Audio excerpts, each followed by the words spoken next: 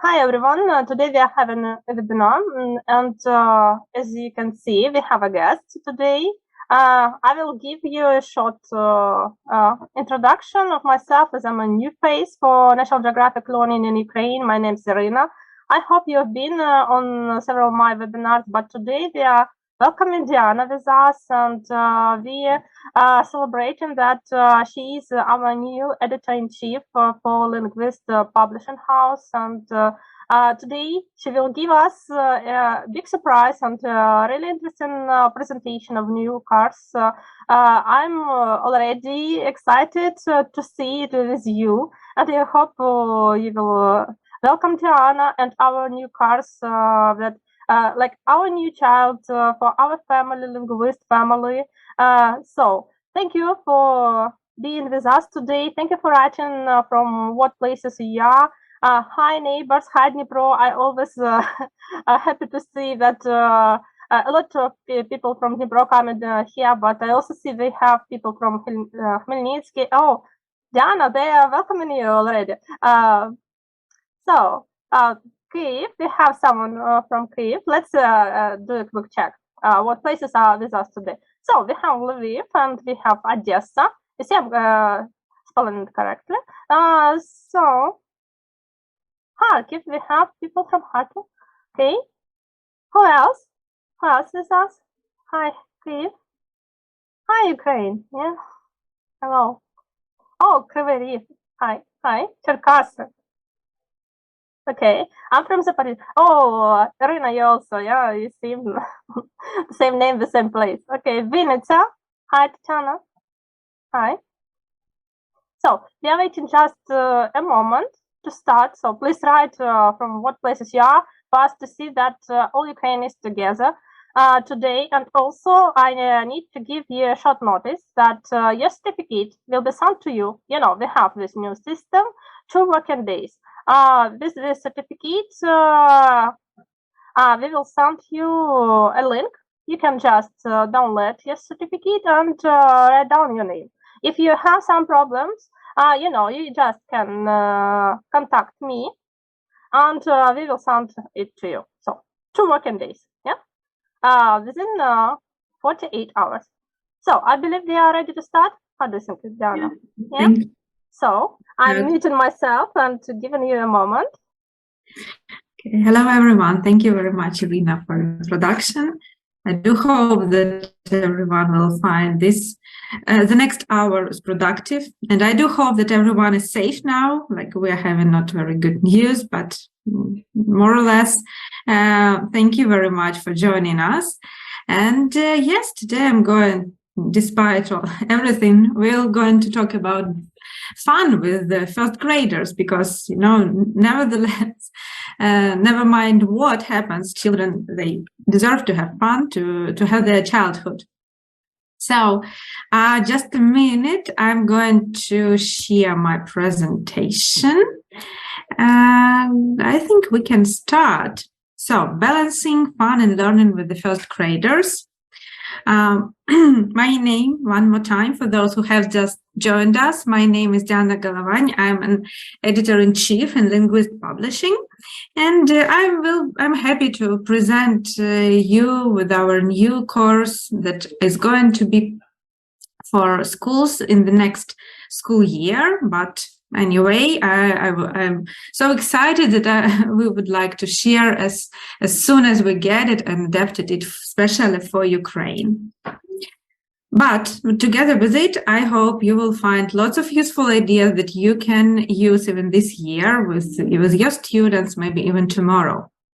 So, pupils at the first grade, what do they need? What teacher? According to the program, according to the situation that most of some of them haven't been introduced to English before. So what are our expectations for the first grade? If you have any ideas, share with me in the chat. It will be interesting for me to compare my ideas and your ideas. So what do we teachers think our students need when they are first graders? Still joining us. Welcome, everyone. Yeah.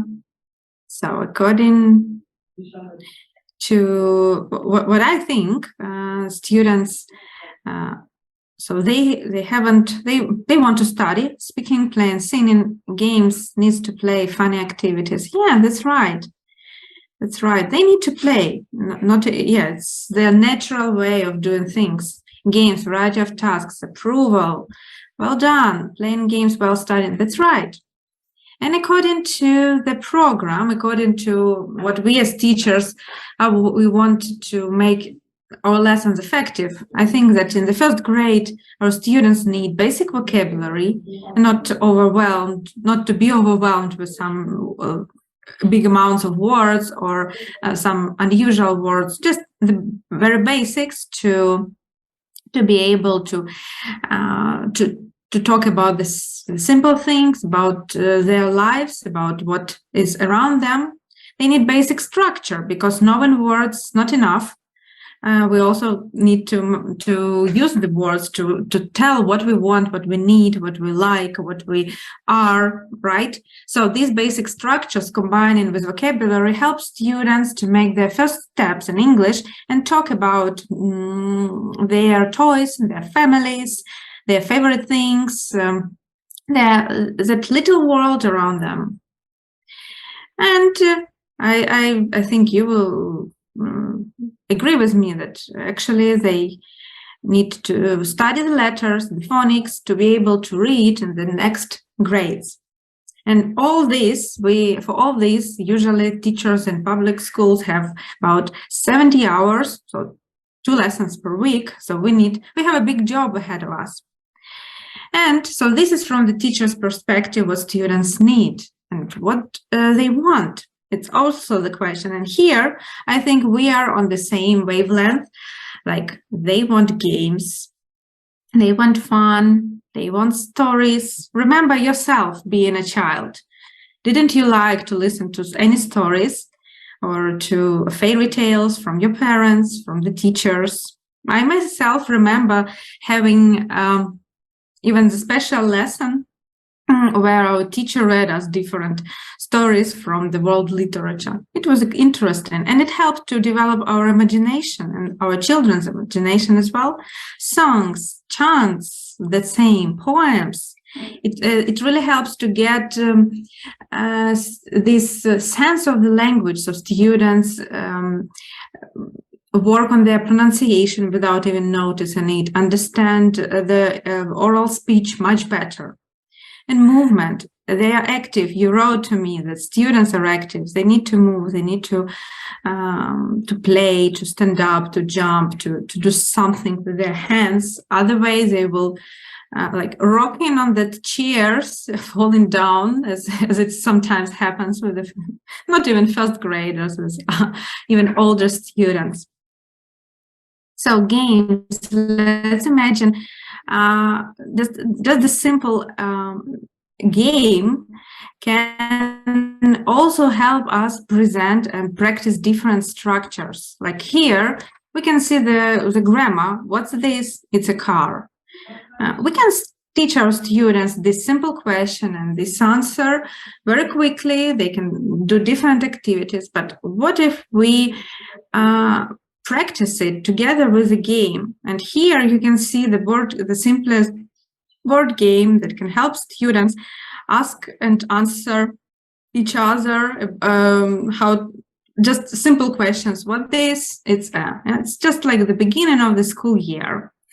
And after saying the same structure several times, it's much while playing the game, it's much more effective and interesting for students rather than just repeat or talk about some flashcards, probably. But lots of teachers can tell me, so what, they are just the first graders, have just come to their classroom, they can't sit, they can't do anything. How can we make them play the game without, like, in pairs or in small groups? They won't do that. And I would say that it is a way to do that. Actually, we can help students organize them, and they will have fun while playing the game. It will not end up with tears and cries as it can be. So first of all, be ready. Think what you need before playing the game. Here you can see that right in the book there is a board with the game, so it's much easier. You don't need to print it out. You don't need to bring something like big boxes. Even if it is an online lesson, you still can project it on the screen. And together with it, think what else students may need. How they need to make turns. Probably they can have a dice, or they can have a pointer, or maybe a coin. So think about that and bring it to the class. Depending on how many students you have, how many pairs you need, you can count these objects. They need some counters to move. The easiest way is to take the pencil cup and to ask to move, or they can always have their favorite little toy in their pencil cases, so they just take it out and play. And don't forget to take some spare counters together with you, so if they miss something and they don't have or they don't want, you can always give them some alternative. And don't spend time on this during the lesson, because we have very little time with first graders, but we need to give them this like basics of English. Model an activity. That's number one. Even if you think students may know how to play this kind of game, just to throw the dice and move, we don't want to play this game just for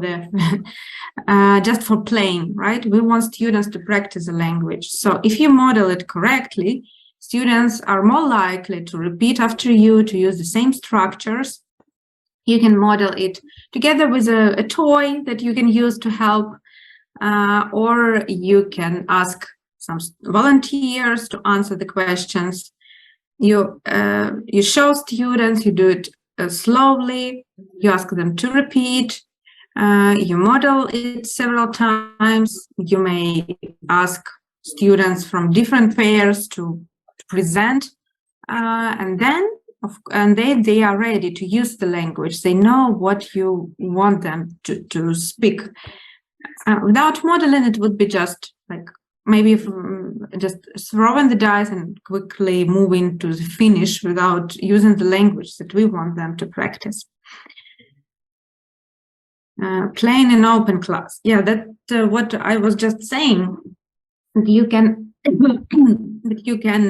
model activity, play all together, like all class against you, and you will just help students to pronounce, to produce the language that they need. It's okay if they play several times. Finally, they will play on their own and they will be happy with that.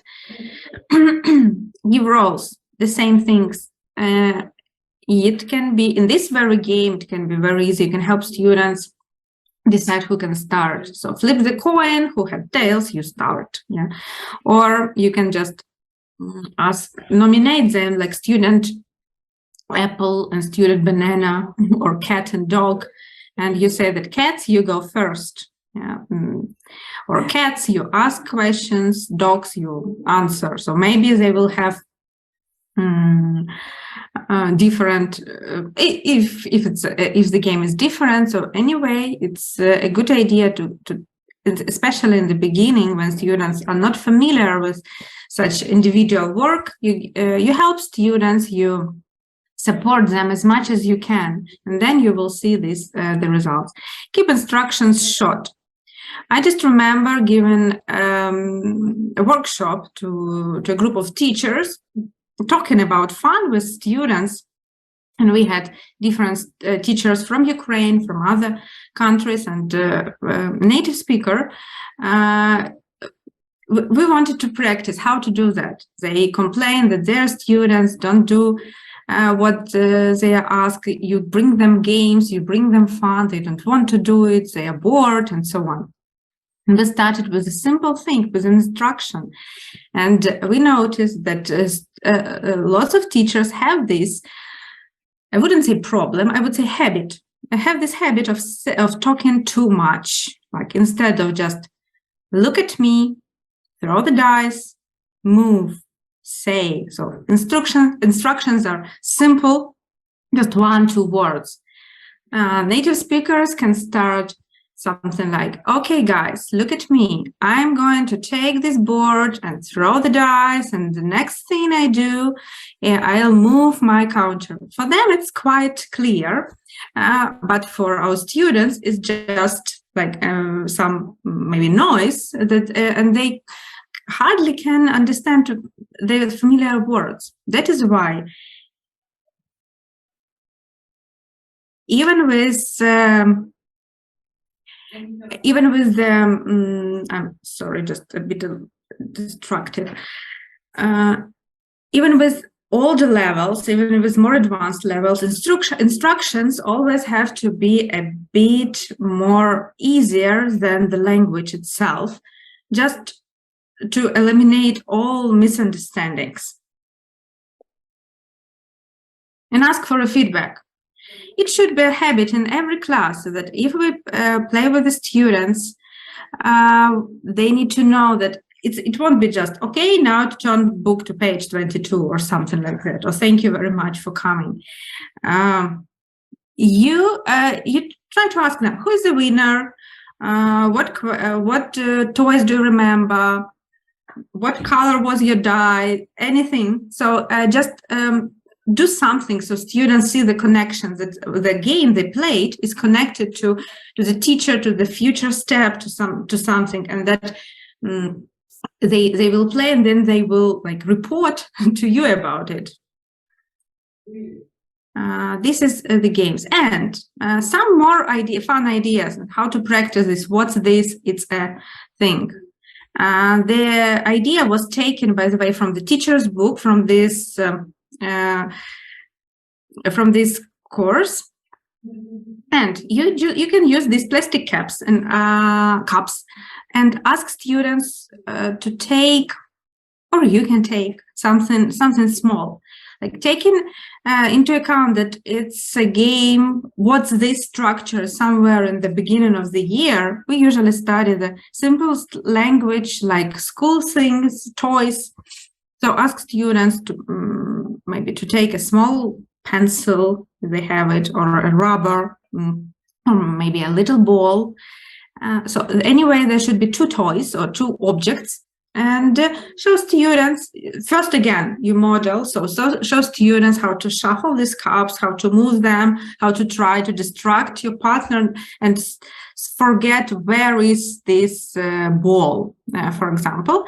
And after that, so I'm moving these cups around, and then I stop. I point to one cup and I ask, what this?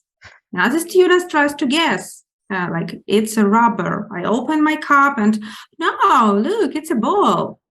You can continue as many times as you can. I think it's a very easy game. Like all you need just plastic cups or paper cups, which is more environmentally friendly. And students will practice simple structures, but useful structure in a fun way, in an unusual way. So it's like a follow-up activity after some exercise with this structure. So just talking about that, we were talking about how to play games, how to have fun, and some movements, right? Because students throw something, move cups, or do anything. So anyway, they are not just sitting and looking or listening to the teacher. Songs and fun.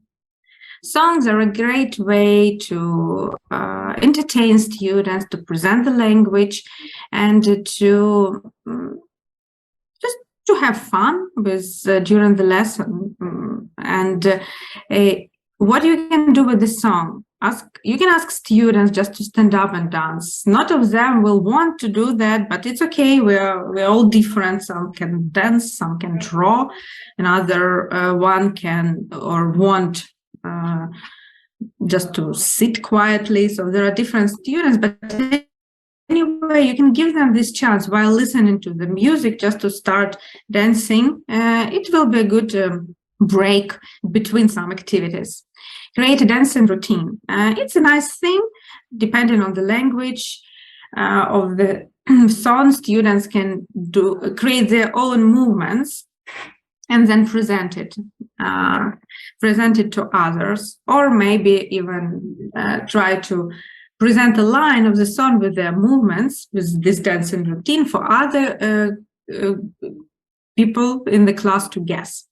Singing groups, it's quite easy. You can just divide your group in 2 parts or in 3 and ask and point to a group who will sing. So they will just like they need to keep track of listening to something, to the song, and when they need to start singing. It can be divided into paragraphs, into these parts of the song, or make your own song. It's a nice game when you just substitute the language. Let's listen to the example and think how we can make our own songs out of this one.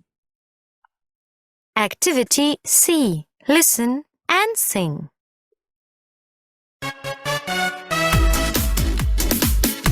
Oops, I'm sorry.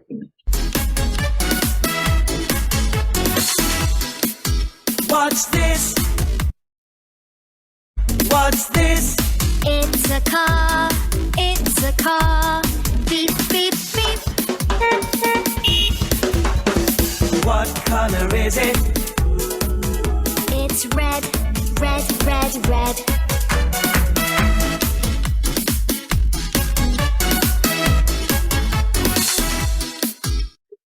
It's just a part of the song, so you can see that this is a song about the picture that is here on the left, and they are singing about different toys. So the same structure, but adding some new grammar, like what's this? It's a car. What color is it? It's red. And students, and even in the song, they say these sounds like beep, beep. We can ask students to pretend they have a car or they are cars. And when they listen to this line, they can move, like making beep, beep or showing the car, right? It's red. Find something red while you hear, listen to this line and point to red. Like, yes, red behind me. And so I can assume that the song is about these 3 toys, like car, train, and ball, and students can make their own songs. What do you think? Let's try. Let's try to write our own version of this very simple song. While I'm going to play it one more time, and try, just give your ideas. What would your students create? What toys will they talk about? Activity C. Listen and sing.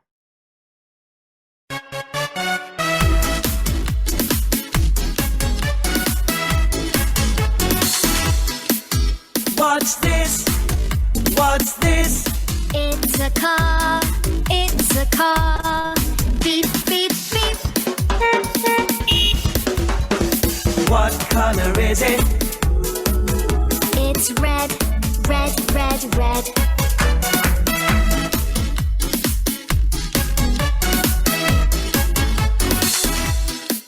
Yes, so maybe they can sing about the toys that they have in their bags or they have on their tables if they are at home.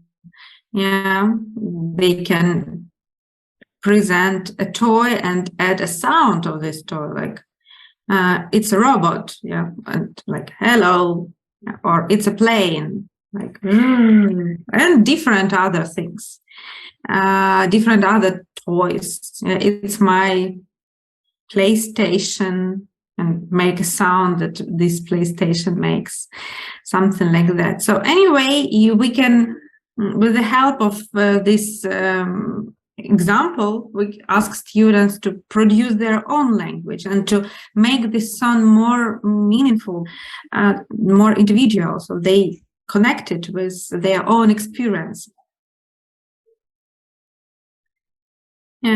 So Activity another thing, and you talked about that, it's the poems or chants, and it's not only for presenting the structure, it's also for practicing different letters, different sounds. Like here, for this page, we have a funny chant about the letters that were presented in the lesson. Activity C. Listen and chant.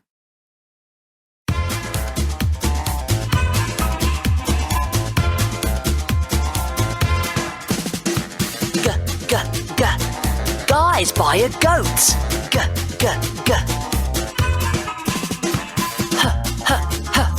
Hannah likes hippos.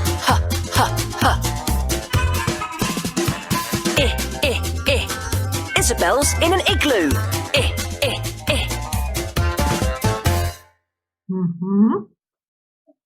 So what I noticed here is that students, they listen to this chant, they listen to some words, so to some, not even to the letters, to the phonics, not G but G, because it's essential to give students understanding how each sound, each letter is pronounced, not the name of the letter at the first place.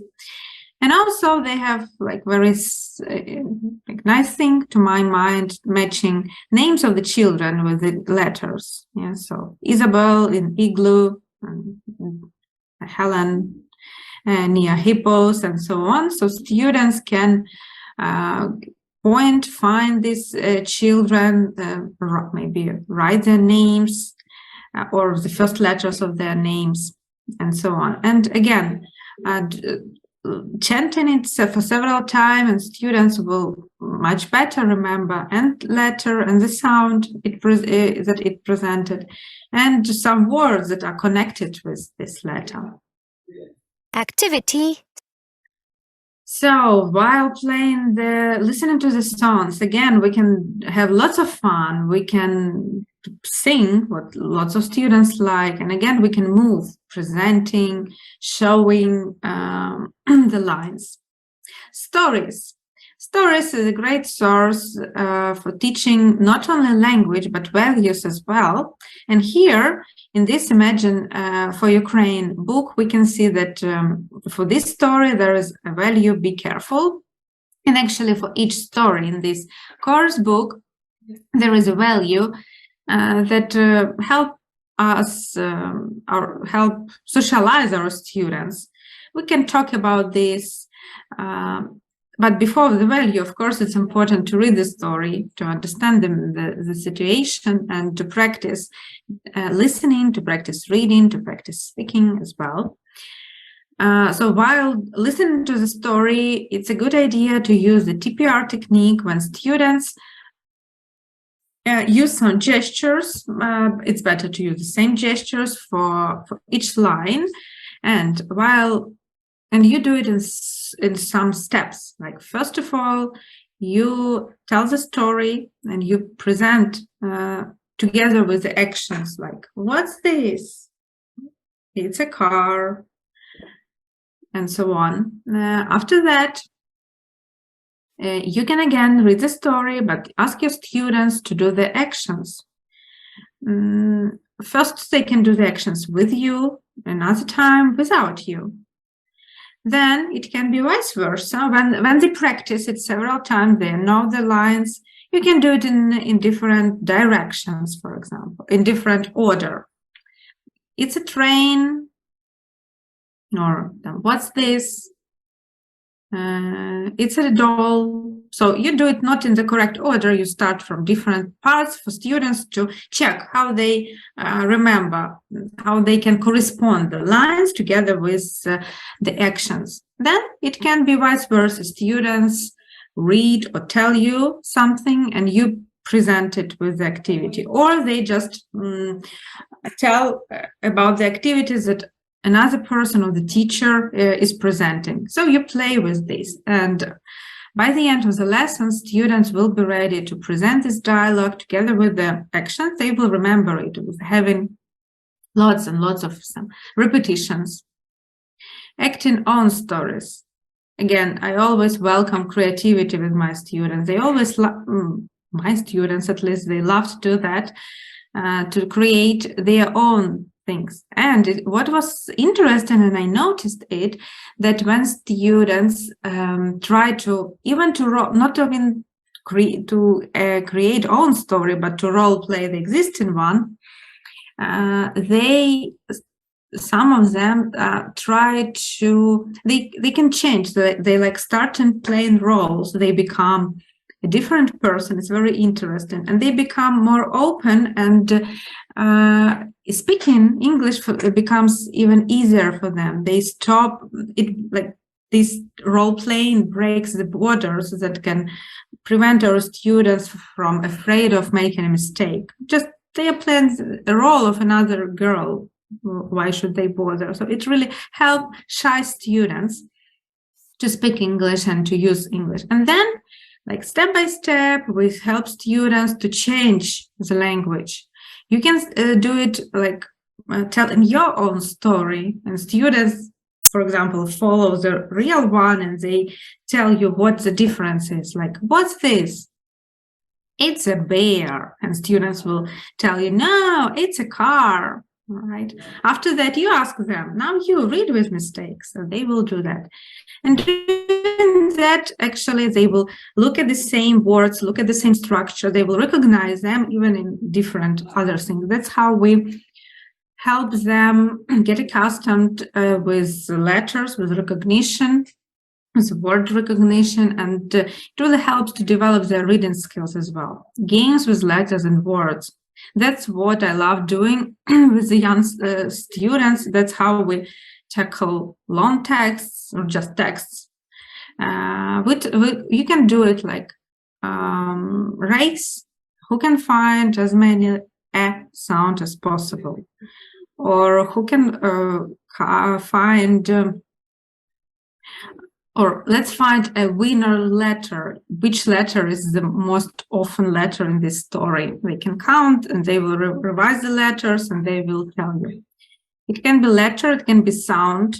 It will be some difference in this. Also words, like how many colors can you find, or how many times the word what is here, and so on. So it helps students to interact with the text, to see that it is consisted of letters, of words, and it's not so scary to read. It's just we help them again to break these borders together with some fun with the letters and the words and values. Here is a value like be careful. We can see that in picture 4 here something happened because students were playing. They have now all toys green. Yeah, what a disaster. And I can present students this value and teach them doing that. And again, it's another type of helping them speak more and speak meaningfully about something. For example, you can, like, let's imagine it's a book. Yeah, so I'm a teacher and I can tell, like, look, it's my book. Look, yeah. I start to open it slowly. I start to turn the page again carefully. And I say, I'm careful with my book. And you, and they can present you how they are careful with their things. It's very simple. It doesn't need any translation, long explanation, just a very quick modeling, presenting simple language. And again, expecting our students to respond, to share their ideas. And what I like is that all values are in such an imperative form, like be careful, be grateful, or say thank you. So it's quite simple for teachers to teach students about this value.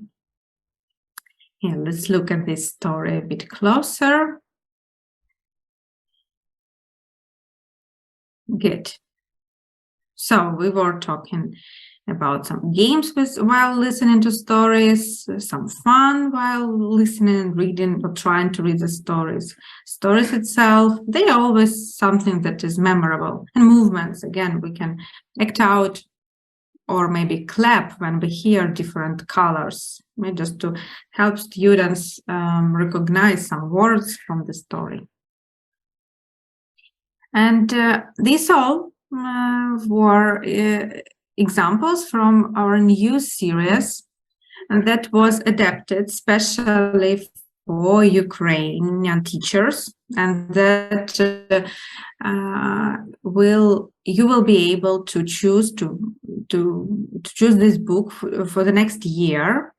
It is called Imagine for Ukraine, Grade 1. For the next year, it's only the first grade, but we are going to continue the line up till the 4th grade, so for all primary students. This book is, it takes the best from National Geographic learning.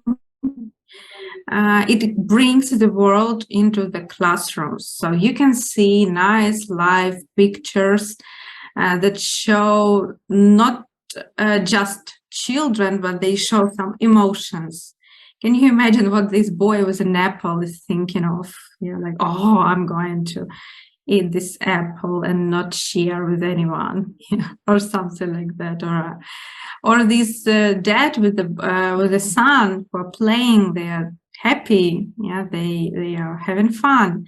And we can ask students, and what about you? When do you feel happy? Or what is your favorite food?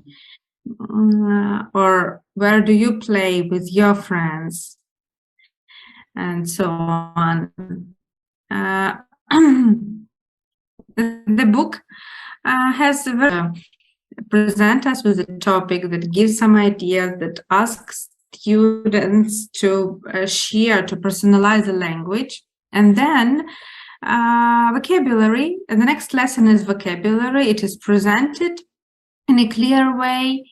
You can revise, play with these words, and you can also do some activities and see these new words in different circumstances. Like here, it's not just school objects. They are students at school in India who are doing something. We can find here a pencil, a pen, a teacher, a desk, and we can personalize the language as well.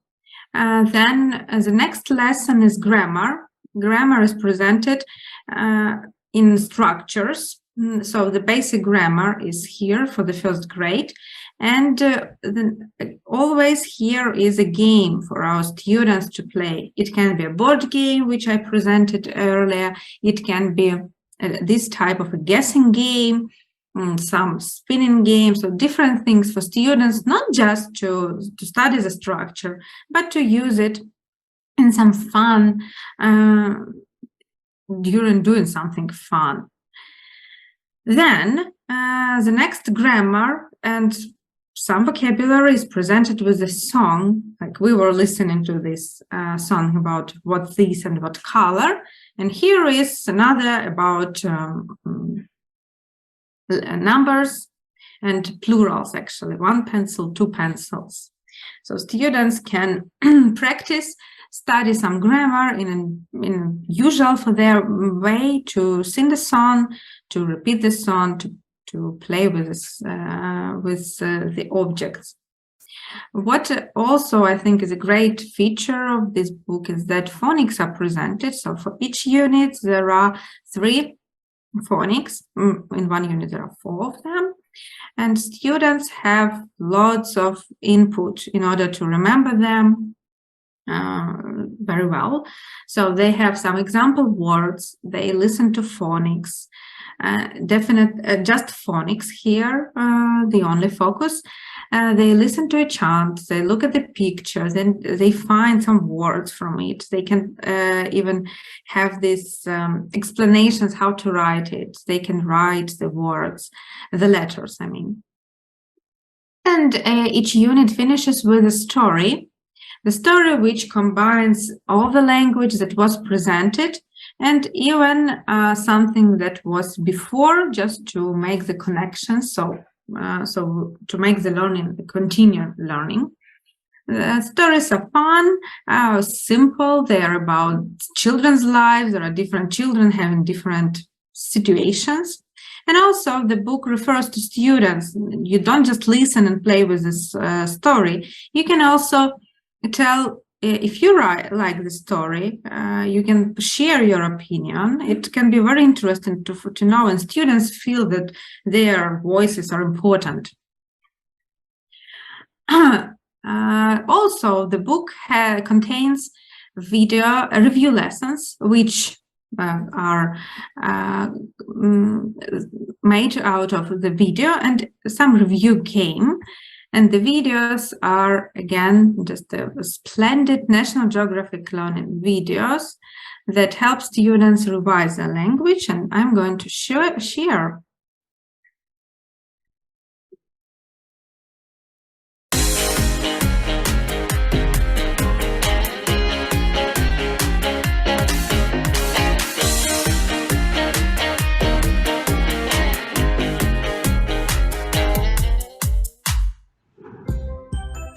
Hello!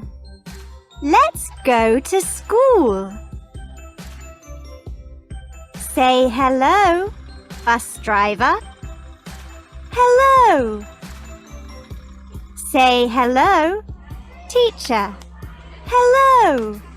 Say hello, friends. Hello. It's time for class. Can you see the chairs? Can you see the tables? Is it a crayon? No, it isn't. It's a pencil. Look at this classroom. What can you see? Can you see the bags? Can you see the desks? A teacher and a student. Now let's look at this classroom. She's the teacher. Is it a book? Yes, it is. Can you see the students? Yes. 1, 2, 3, 4. Thank you, teacher. Goodbye.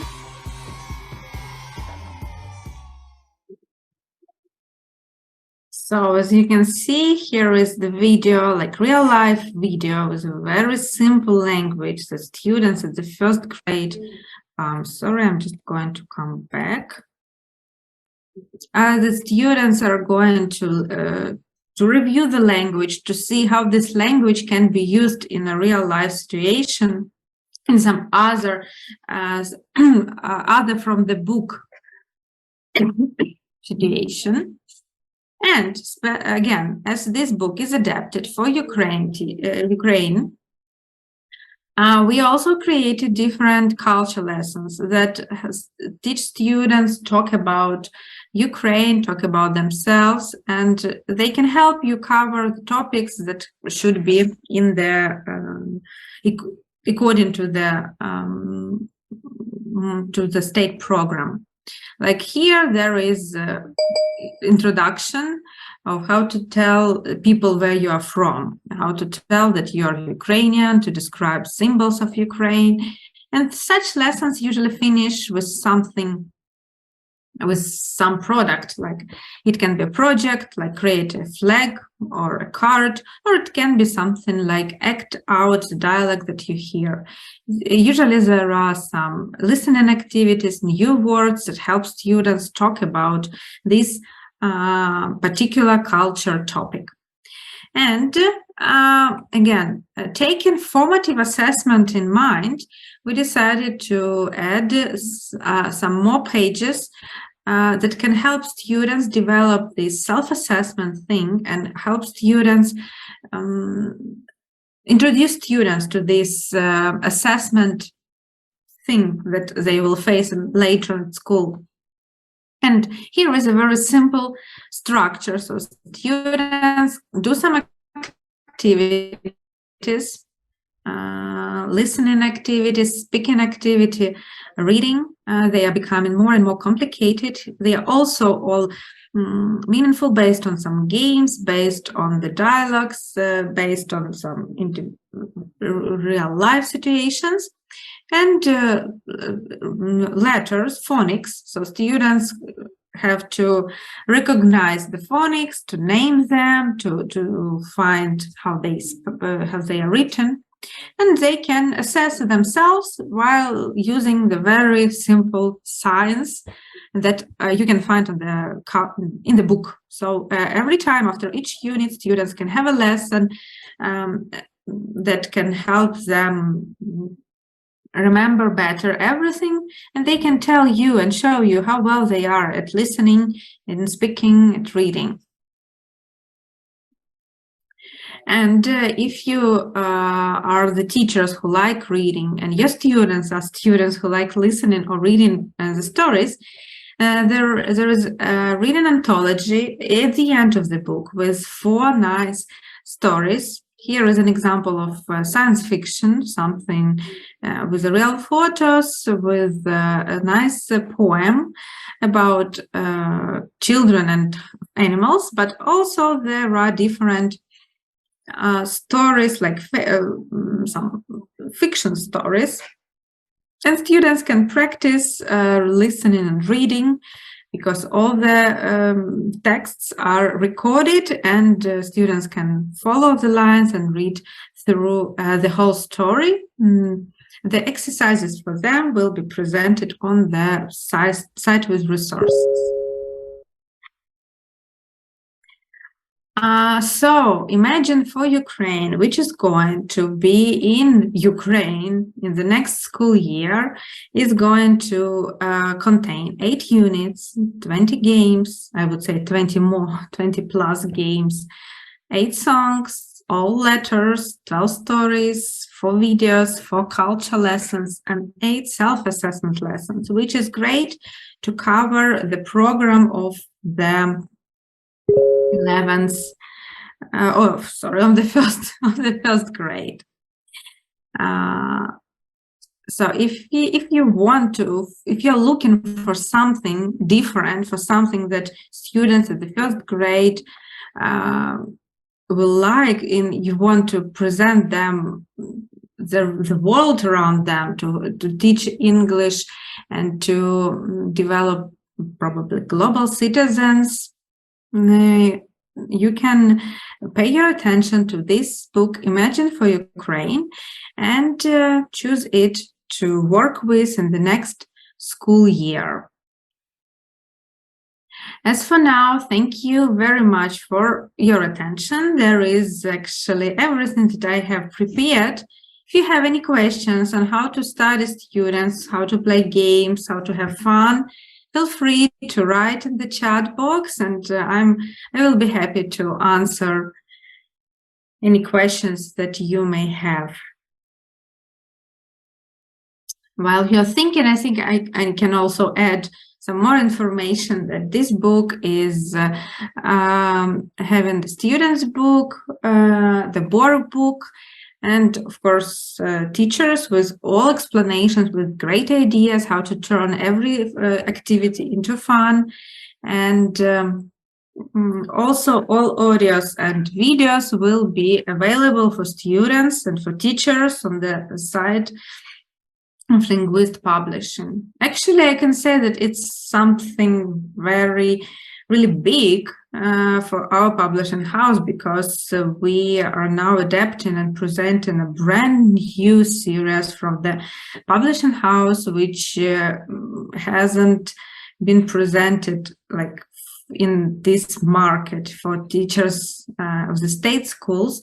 So we are really happy to say that despite all the problems and despite all the difficulties that we face, we find one more partner, and we are proud to present real great book which can help you motivate your students and give them the language that they need.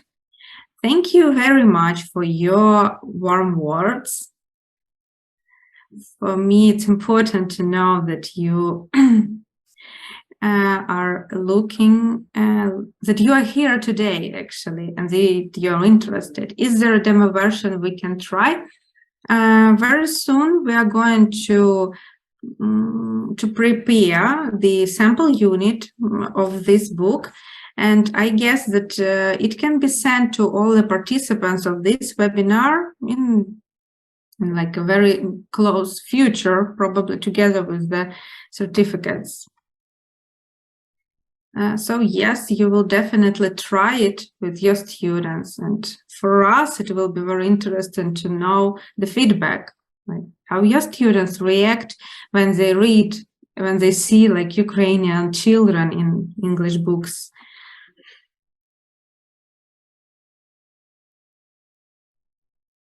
Thank you. Thank you, Diana, for being with us today, and it's really inspiring to learn from you about how we can bring more fun to primary school. And also thank you for giving us the first speak on this course, Imagine for Ukraine. As for us, it wasn't imaginable what will be there. And it's good. I see that we still are sticking to the approach that we bring in real words and real language to the classroom. And it's the core beliefs of National Geographic Learning Publishing House. And yes, we will be preparing demo. So I hope it will be sent with your certificate. If no, we will inform you about it in another day. But yes, we want you to see this book, try it, and also give us feedback in any day that you can find comfortable. I once again remind you that your certificate will be sent to you in 2 working days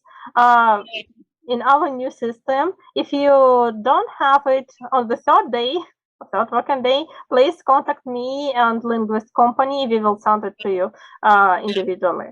So thank you for being with us today. I hope to see you all on our webinars. And also I need to tell you that we will soon have a conference. We already know the date for a Young Learners Conference. We will have Alex, we will have Ellen with us.